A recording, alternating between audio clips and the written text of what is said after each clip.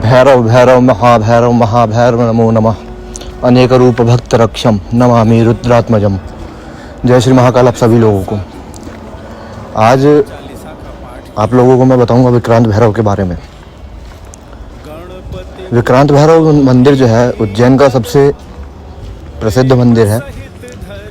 काल भैरव, महाकाल, माता हरसिद्धि और गढ़कालिका की तरह इनका भी अपना एक विशेष महत्व है।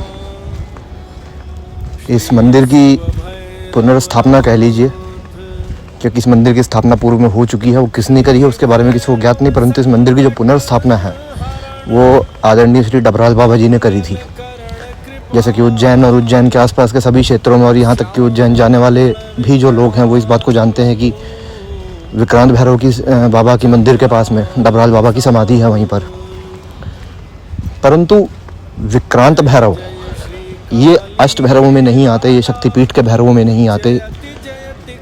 तो फिर ये है कौन? मैंने अभी एक श्लोक पढ़ा था, जो अभी शुरू में मैंने एक श्लोक बोला था जिसका मतलब आधे लोगों को समझ में आ गया होगा, जिनको नहीं आया होगा उनको मैं बता देता हूँ। उसका मतलब ये था कि भैरव भैरव महाभैरव है। महाभैरव आप अनेक रूप में भक्तों की रक्षा करते हैं और इस कारण आपको प्रणाम है। आज मैं आप लोगों को जो कथा बताने जा रहा हूँ ये कथा राजा विक्रमादित्य की है, माता हरसिद्धि की है, और ये कथा है विक्रांत भैरव के विक्रांत भैरव बनने की कथा। तो आप लोग ध्यान से सुनिएगा और इस कथा से आप लोगों को ये पता चल जाएगा कि भैरव यदि रक्षा करते हैं तो वो अपनी रक्षा की प्रवृत्ति के लिए या फिर ये कह लीजिए कि अपने दायित्व की पूर्ति के लिए वो किसी भी सीमा तक जा सकते हैं, उसमें उनको कोई दोष नहीं है। ठीक है। विक्रांत भैरव का वास्तविक नाम जो है वो विक्रम भैरव है, और विक्रम भैरव और कोई नहीं भगवान काल भैरव ही हैं। हुआ ये था कि जिस समय राजा विक्रमादित्य उज्जैन में आए थे उस समय की ये बात है कि आप सभी जानते हैं कि विक्रमादित्य से पहले ना उज्जैन का कोई राजा हुआ है, ना कोई उज्जैन पे राज कर पाया है। विक्रमादित्य उज्जैन में शासन करने वाले इकलौते राजा हैं जिनको खुद योगिनियों समेत माता का साक्षात आशीर्वाद प्राप्त था। विक्रमादित्य की जो कुल देवी थी वो तुल्या भवानी है, जो गुजरात में है। तो जब राजा विक्रमादित्य माता तुल्या भवानी से प्रार्थना कर रहे थे कि आप मेरे साथ में चल करके उज्जैन में वास करिए, क्योंकि उनको था इस बात का अंदाज़ा कि बिना उनके आशीर्वाद के वो उज्जैन में अपना शासन जो है वो नहीं चला पाएंगे, जो कि सत्य भी था। तो माता तुल्या भवानी ने उनसे ये बोला कि तुम चलो, मैं तुम्हारे पीछे पीछे चल रही हूँ।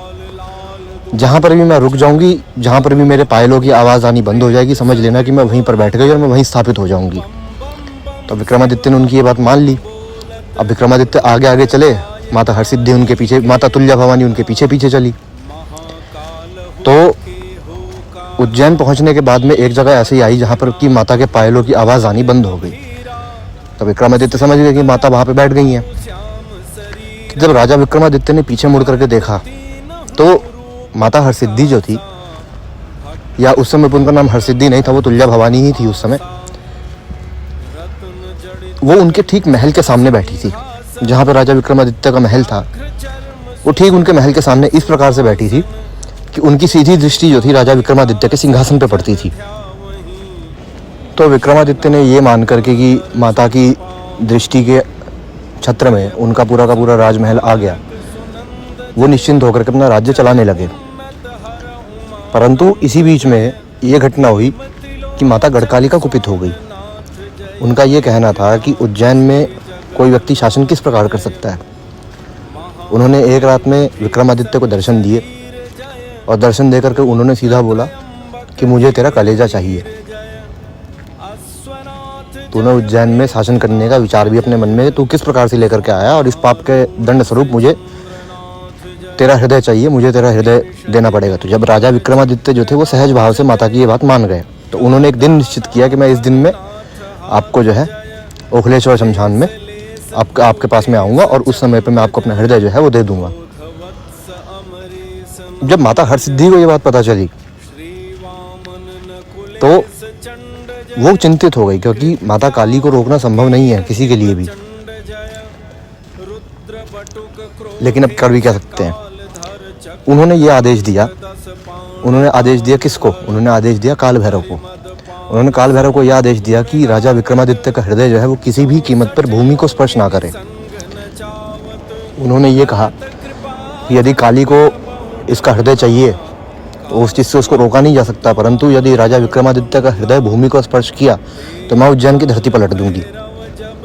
क्योंकि विक्रमादित्य मेरा ऐसा भक्त है जिसने अपने पूरे जीवन में कभी किसी के लिए कोई कष्ट नहीं उत्पन्न नहीं किया, उसने कभी किसी को दुख नहीं दिया। और जब अगर इस प्रकार के किसी व्यक्ति को कष्ट होता है तो उसको दूर करना भी देवी देवताओं का ही दायित्व है। अब काल भैरव अलग डर के मारे गए। माता हरसिद्धि का आदेश था, उसको टाल नहीं सकते और माता काली का सामना करना था। तो जब निश्चित समय पर ओखलेश्वर शमशान में राजा विक्रमादित्य पहुंचे तो उन्होंने माता काली के प्रकट होने पर उन्होंने बिना किसी हिचक के उन्होंने अपनी कटार निकाली और अपना हृदय निकाल लिया।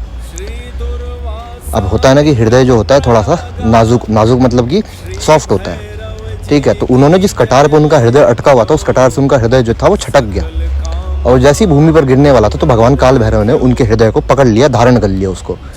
अब माता काली का क्रोध जो था वो हो गया जागृत। उन्होंने उनको ये बोला, उन्होंने काल भैरव की छाती पे सीधा त्रिशूल रखा, उसको बोला कि तूने हिम्मत कैसे करी मेरे भोग को या मेरे आहार को स्पर्श करने की या उसको छूने की। तो अब जैसे अब काल भैरव का मुंह ना खुले, काल भैरव भगवान काल भैरव जो थे माता काली के सामने वो क्या ही बोल सकते हैं, ना ही माता काली का सामना किया जा सकता, ना ही उनसे तर्क वितर्क किया जा सकता, कुछ भी नहीं किया जा सकता।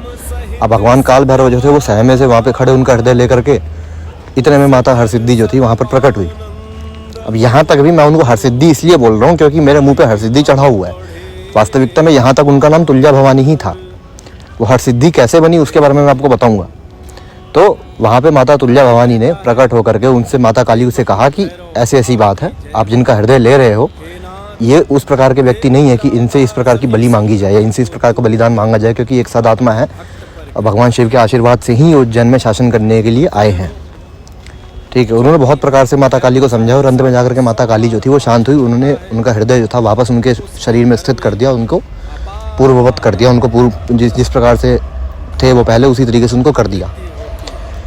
तो ये होने के बाद में माता तुल्या भवानी ने योगिनियों को आदेश दिया। उन्होंने 32 योगिनियाँ जो थी उनको राजा की रक्षा के लिए नियुक्त किया और वो 32 योगिनियाँ जिस सिद्धि की दात्री थी उन सारी सिद्धियों को उन्होंने माता ने विक्रमादित्य को प्रदान किया कि जिनकी मदद से तुमको आगे अपना शासन चलाने में कोई दिक्कत नहीं आएगी। और इसी कारण से उनका नाम वहाँ पर हरसिद्धि पड़ा था, जो हर सिद्धि देने वाली है, हरसिद्धिदायिनी माता हरसिद्धि, ठीक है। और राजा विक्रमादित्य ने भगवान काल भैरव से ये प्रार्थना करी कि प्रभु आपने मेरी रक्षा का जो दायित्व आज निभाया है उस कारण से मैं आपसे प्रार्थना करता हूँ कि आप मेरे नाम पर यहाँ पर स्थित होइए और भक्तों की रक्षा करिए। तो भगवान काल भैरव ने राजा विक्रमादित्य की ये प्रार्थना सुन करके उनको आशीर्वाद दिया और उन्होंने उनका नाम धारण किया। उन्होंने अपना नाम रखा विक्रम भैरव, जो कालांतर में आगे चलते चलते विक्रांत भैरव बन गए।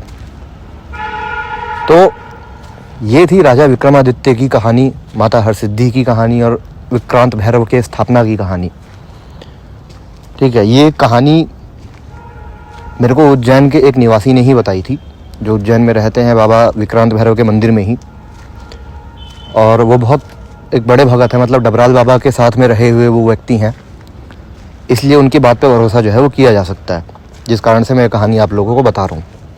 कम से कम आप लोगों को भी पता चले कि कैसे हुआ था। अब भले काल भैरव जो थे माता काली के सामने कुछ बोल नहीं सकते, परंतु उन्होंने राजा विक्रमादित्य की रक्षा का जो दायित्व उनको सौंपा गया था उन्होंने उसको निभाने में कोई कमी नहीं छोड़ी। और यही भैरव का तत्व है और यही भैरव का धर्म है और यही उनकी क्रेडिबिलिटी है कि उनको जो काम दिया जाता है वो उस कार्य को अपना धर्म मान करके करते हैं।